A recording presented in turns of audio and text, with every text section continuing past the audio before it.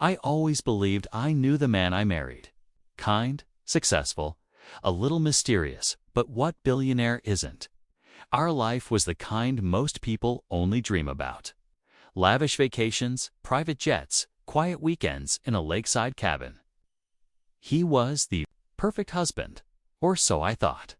Everything changed the night I found a locked briefcase hidden in the back of his closet. At first, I thought it might be a surprise gift, maybe something romantic. But what I found inside sent a chill down my spine and shattered the perfect world I thought I was living in.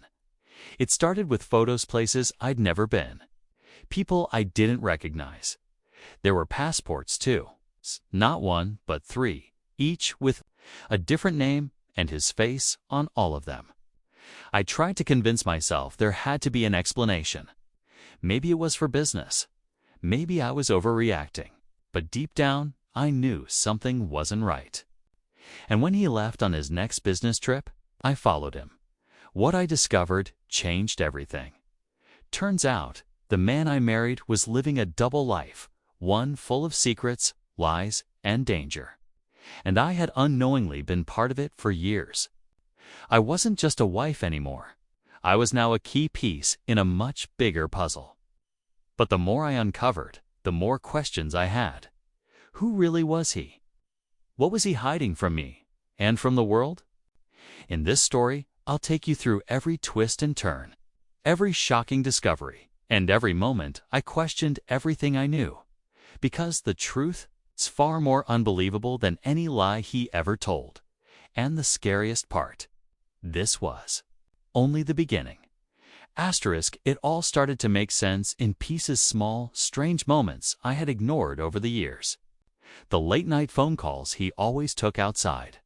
The way he'd suddenly cancel plans without any explanation. The business trips that never showed up on his company calendar.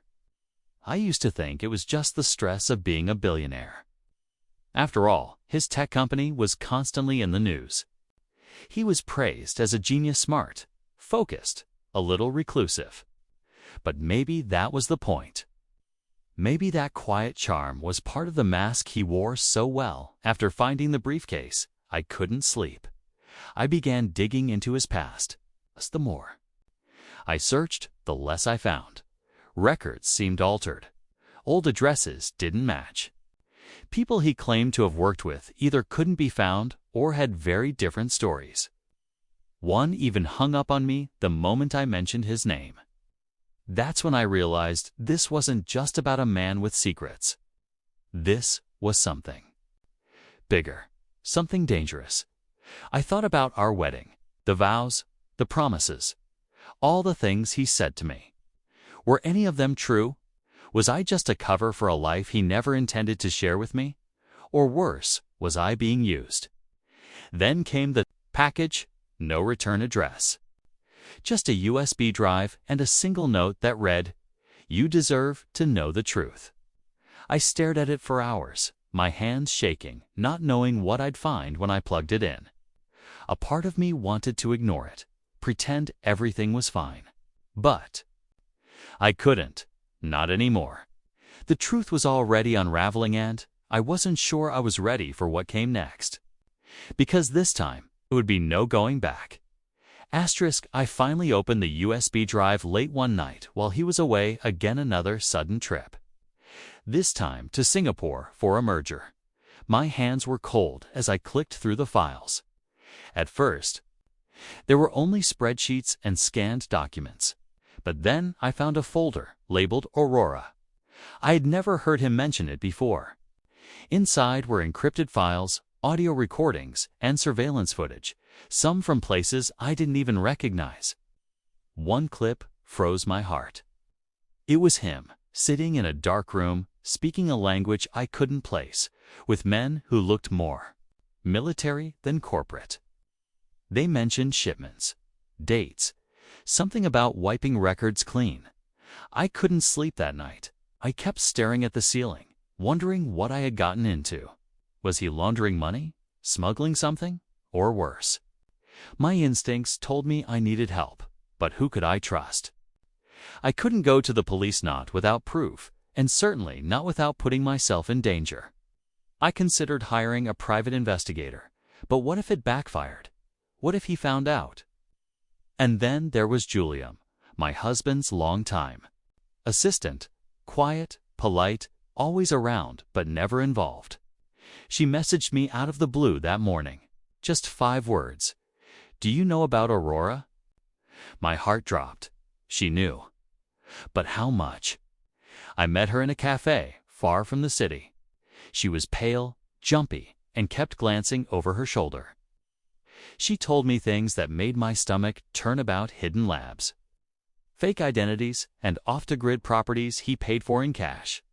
She claimed my husband wasn't who he claimed to be, that even his name might not be real. Still, none of it explained why he married me, why he kept me so close, or what exactly he was preparing for. Julia handed me a flash drive, her hands trembling. "If anything happens to me," she whispered, "take this to a journalist named Marcus Lane. He's the only one who tried to expose them. But he disappeared 2 years ago." I asked her who they were, but she only shook her head. "You're already in deeper than you know." That night, I waited for my husband to call. He didn't. No messages, no check-ins, just silence. I stared at the clock as the hours passed. It was the first time I genuinely feared he might not be coming back, or worse, that he knew I was getting too close. I opened the new flash drive. What I saw made my blood run cold. Photos of offshore accounts, encrypted messages between men with government seals, schematics for tech I couldn't even understand, all tied to a project called Aurora. But then, something even more chilling. A photo of me, taken just last week at a grocery store. He was watching me, tracking me. I felt sick. I started noticing things. My phone acting strange. Random people showing up near my building. I thought I was being paranoid until I came home to find my apartment door slightly open. Nothing stolen, just moved. Subtle, like a warning. I fled that night with just a bag and the drives. Julia stopped answering my calls. Her number went straight to voicemail. I called her office. They said she resigned and left the country. But I knew better. She was gone. With nowhere else to turn, I booked a train out of the city under a different name. I didn't know where I was going, only that I had to keep moving. Because now, it wasn't just about secrets. It was about survival. And the man I once trusted with my life might be hunting me. I didn't sleep on the train. Every sound made me jump. Every glance from a stranger felt like a trap. I kept the flash drives hidden in my coat, terrified someone would try to take them. I didn't know who to trust anymore, not friends, not family. I couldn't even use my real name, but somewhere deep inside, I still hoped maybe he had a reason. Maybe this was all some misunderstanding twisted out of control.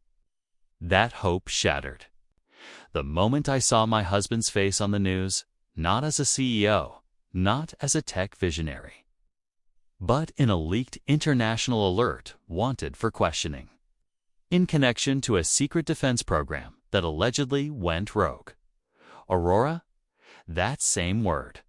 The same project. And now it was public, though only in whispers through a classified leak. They called him an alias. Said he hadn't been seen since 2019 in Turkey. But I had breakfast with him last week. The second twist hit even harder. The news mentioned another name, Alina Kessler, a linguistic specialist tied to a URORAS communication systems. It's presumed dead. But the photo on the screen wasn't a stranger. It was Julia. I froze. She hadn't just been his assistant. She was a key player, maybe even part of the entire operation. So why did she help me? Why give me those files?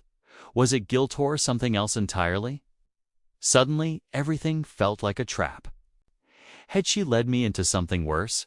Used me as bait? Was I part of some unfinished mission he needed to complete? I had more questions than ever and fewer answers by the minute. All I knew was that the people behind Aurora were still out there, watching, and whatever my husband had started wasn't finished. The train pulled into a remote station near the border, and I slipped out unnoticed, heart pounding. I had no plan, only a name, Marcus Lane. The journalist Julia had mentioned. Everyone believed he was dead, but I tracked down an old contact of his through a hidden forum. After a few cautious messages and encrypted exchanges, I was led to a cabin deep in the woods, miles from the nearest town. And there he was, alive, older, cautious, but still burning with purpose. Marcus listened as I spilled everything: the flash drives, the surveillance, Julia, the lies. He wasn't surprised. Aurora wasn't just a defense program, he said quietly. It was designed to control data on a global scale. Your husband. He was building a backdoor into every system imaginable. Finance, government, even communication satellites. The public never knew because everyone involved had something to lose. We uploaded the files to a secure satellite server. Marcus had contacts in independent news networks ready to go live. But before we could move, the power went out. Silence fell over the cabin. Then footsteps. Dozens. I grabbed the drives and ran into the woods. Marcus stayed behind to buy time. I didn't look back. I reached a ranger outpost by morning, breathless and shaken. By then, the leak had already gone live. The story exploded worldwide. Headlines filled with keywords like billionaire tech mogul exposed, secret data weapon, Aurora program leak. The man I once called my husband became the face of betrayal. But here's the final twist. 3 weeks later, I received a package. No note, just a small velvet box. Inside was a ring. My wedding ring, the one I lost the night I fled. And underneath it, a single flash drive labeled in his handwriting. Only for you. So tell me, would you open it? I stared at that flash drive for hours, just like the first time. My hands trembled, heart racing, not sure if I was ready to face whatever was on it. But I had come too far to turn back now. I finally plugged it in, expecting more lies, maybe a trap. But what I found wasn't what I expected at all. It was a message, just his voice. Tired, almost human. He said he never meant to involve me. That marrying me wasn't part of the original plan, but somewhere along the way, it became real. He talked about how Aurora had grown beyond what he created, how it was now in the hands of people who wanted to use it for control, not protection. And how once he realized that, he tried to stop it. That's when everything spiraled. He said Julia helped him leak parts of the system. 2 trusted insiders. She faked her death and disappeared so she could erase her tracks and help me find the truth. If he couldn't, he asked for forgiveness, not as the billionaire the world now feared, but as the man who once held my hand at the altar and meant every word. In the final moments of the recording, he said he didn't know if we'd ever meet again, but he hoped that one day I'd understand why he left the ring. That night, I buried the flash drive in the forest, just outside the cabin where it all ended. I kept the ring. The world still talks about the Aurora leak, the billionaire who vanished, the woman who exposed it all. But to me, it's not just a headline, it's my life. A story of love, deception, and a truth bigger than I ever imagined. And somehow, I survived it.